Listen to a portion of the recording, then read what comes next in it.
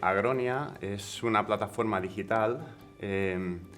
que quiere acercar la naturaleza a las ciudades, como mediante la agricultura y los huertos urbanos. En las azoteas de las ciudades hay mucho espacio disponible que se podría aprovechar para hacer estos cultivos y hacerlo de forma comunitaria. Es una plataforma digital que ayuda al usuario a conocer qué puede plantar según qué época del año, según las horas disponibles de sol que tiene y según el nivel de experteza de cada usuario. Agronia también propone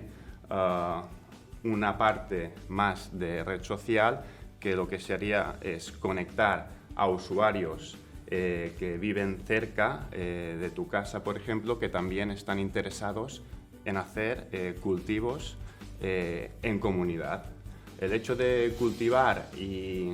desde la germinación hasta que haces el trasplante y haces la recolecta, bueno, es un proceso que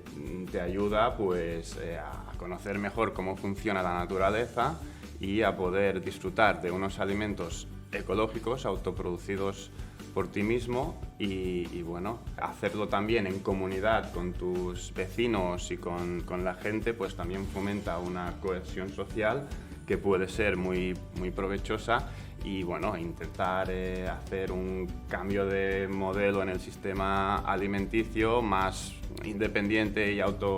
con la autoproducción, pues puede ayudar a ejecutar este pues, cambio de modelo alimenticio.